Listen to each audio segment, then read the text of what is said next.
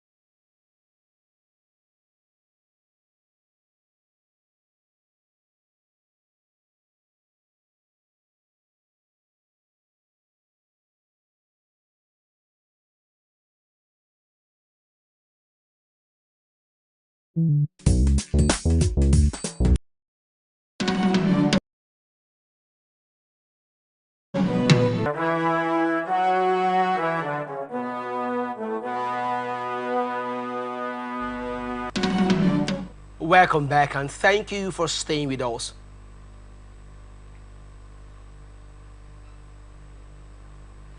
Governor of Cross River State, Basi Otu, has said that the Bakassi Deep Seaport project will be funded without the state taking any loan facility.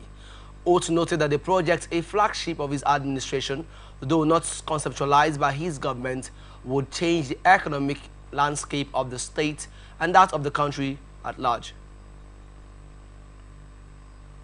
The governor disclosed this at a media parley with selected journalists in Calabar on Tuesday. He explained that the Bakassi Deep Seaport project was purely investor-driven and estimated to cost about $3.5 billion.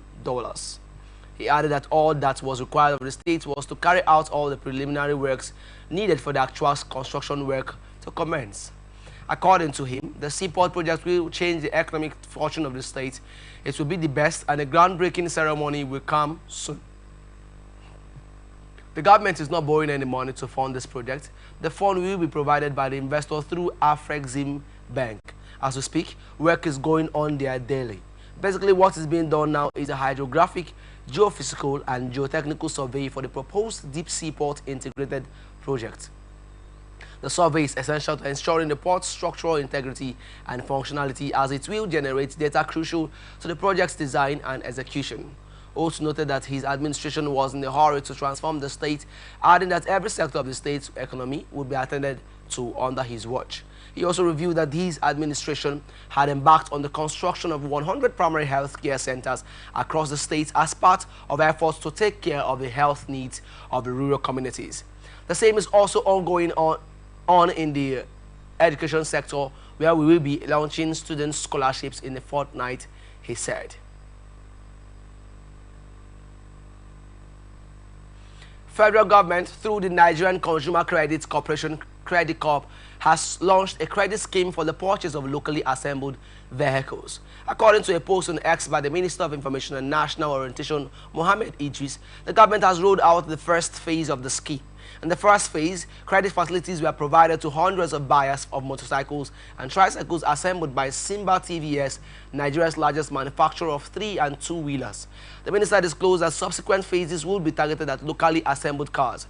He wrote, "The Nigerian Consumer Credit Corporation, one of President Tinubu's flagship initiatives targeted at empowering Nigerians financially, has just recorded another impressive milestone: the rollout of the first set of beneficiaries of a new credit scheme for the purchase of locally assembled automobiles in partnership with major assembly firms.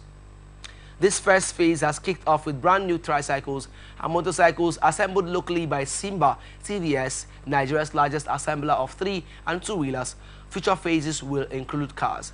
In a video shared on the post, it was disclosed that the project is under the agency's initiative tagged Scale. Securing consumer access for location was 24.48% in January 2025, following the rebasing of the consumer price index. This was disclosed by the Statistician General Prince Adeyemi Adeniran on Tuesday in Abuja at the launch of the rebased CPI report. The inflation rate for January is a decrease from the 34.80% recorded in December 2024. He also noted that the flood invasion was 26.08% year-on-year for January 25. This is also a decrease from the 39.84% recorded in the previous month. According to Adeniran, the rebased CPI reflects the current inflationary pressures in the country. The inflation was mostly driven by food, beverages, clothing, and footwear items. Details of this story will be unfolded later as we await more development on these.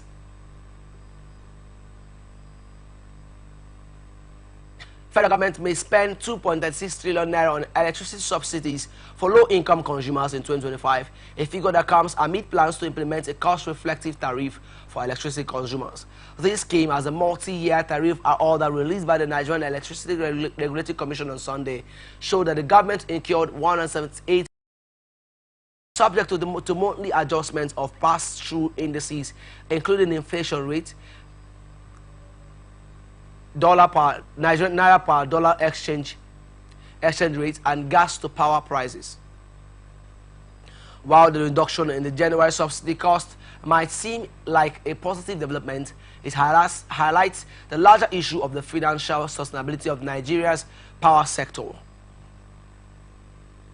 As of now, the government continues to bear the lion's share of electricity subsidies, with plans to phase out these subsidies through tariff adjustments to reflect the true cost of power generation, transmission, and distribution.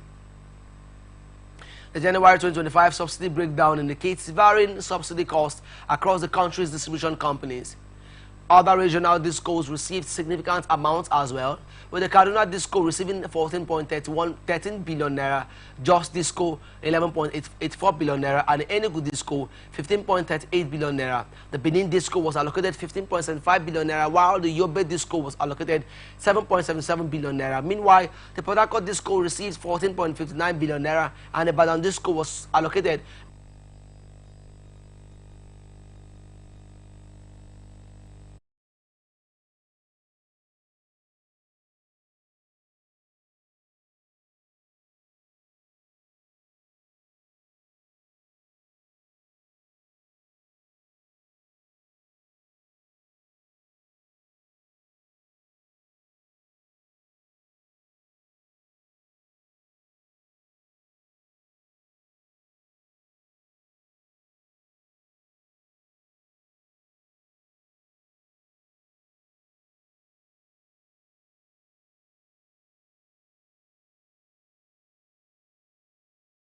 To minimize financial risks. The Apex Bank instructed banks to take action by recovering debts through collateral enforcement and seizing the shareholdings of affected directors. Directors with non-performing insider-related facilities are required to step down immediately from the board, while the bank should commence immediate remediation of the loans through the recovery of trials, including the shareholdings of the affected directors, the circular read. The CBN further directed banks to comply with Section 19 of the Banking and Other Financial Institutions Act 2020 by ensuring proper regulation of insider-related loans. So this happened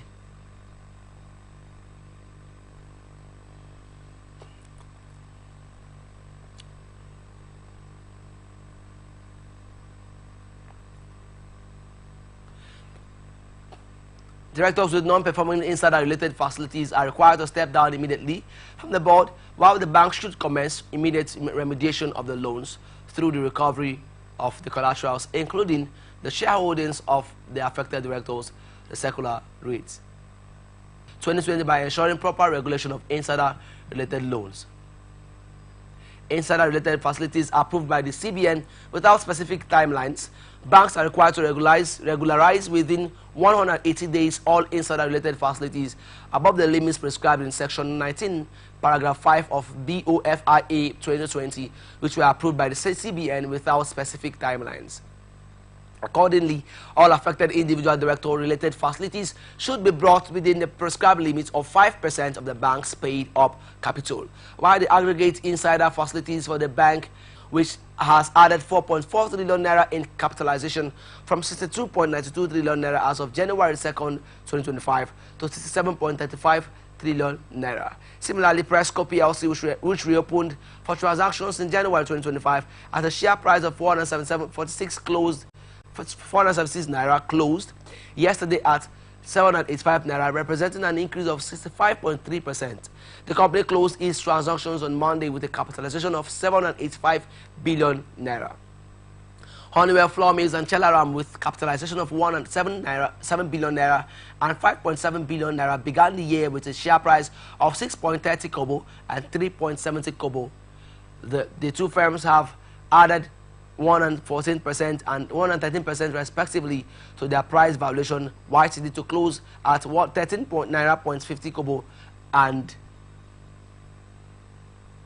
7.89 kobo on Monday. Despite Nigeria will be key to maintaining the momentum. While investor sentiment remains bullish, analysts caution that continued transparency, innovation, and financial resilience will be crucial in maintaining up a conducive environment for investors to run their business and ensure that everyone plays by the rules. In his response, the Registrar General Hosani Magaji said the visit would afford the two agencies the opportunity to strengthen their already existing collaboration in several areas, among which are knowledge and information sharing. Magaji restated the Commission's resolve to align with Mr. President's 7-point transformation agenda in turning the economy around. The strengthened partnership between the EFCC and CAC is expected to foster transparency, combat financial crimes, and promote ease of doing business in Nigeria, he added. The CAC boss therefore informed the EFCC boss that the CAC registration process is now AI-driven. According to him, CAC has developed an intelligent company registration portal which is geared towards a seamless registration process. The ultimate goal is to see delegation included